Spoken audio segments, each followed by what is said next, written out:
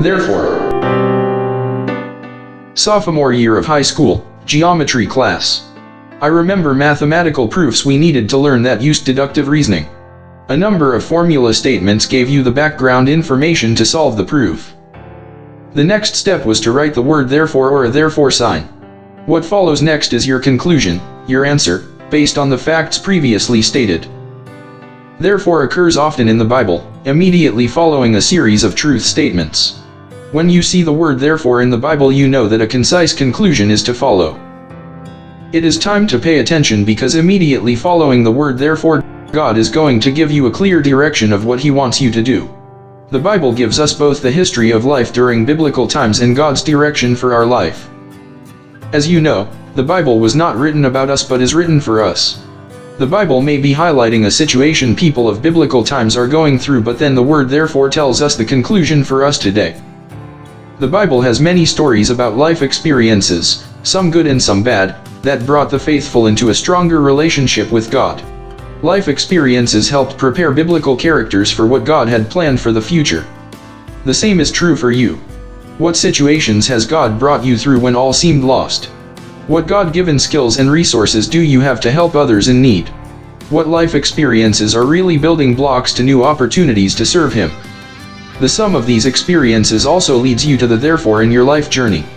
The combination of life experiences and God's Word prepares you to chart your next step in your life journey. Think about what experiences you have encountered. Perhaps even jot them down on a piece of paper and then write the word therefore. What decisions will you make as a result of what God has done for you? Just like the math formula, your next steps are based on your conclusions about God's preparation of you. One writer put it this way: what are you there for? What is your purpose in life? Knowing all the facts, what conclusion can you make about God's plan for your life? That is the skinny. The sum of your life, coinciding with the truth you have learned from the Bible, leads up to the word therefore. Now you write the concluding statement. These following scripture verses use the word therefore as a call to action.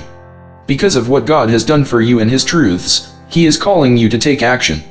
Therefore, go and make disciples of all nations, baptizing them in the name of the Father and of the Son and of the Holy Spirit. Matthew 28, verse 19. Therefore, brothers and sisters, we have an obligation, but it is not to the flesh, to live according to it.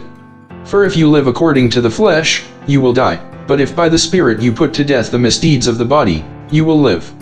Romans 8, verses 12 to 13. Therefore, since Christ suffered in His body, arm yourselves also with the same attitude, because whoever suffers in the body is done with sin. 1 Peter 4, verse 1.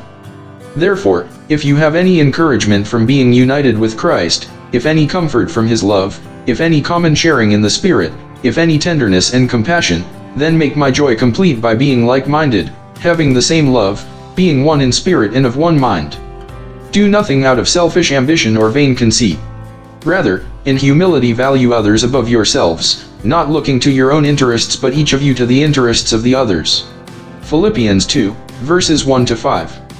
Therefore, put on the full armor of God, so that when the day of evil comes, you may be able to stand your ground, and after you have done everything, to stand. Ephesians 6, verse 13. In your own prayer, the words you write after the word therefore is both your purpose and a call to action. In your own personal prayer now, consider what you are there for.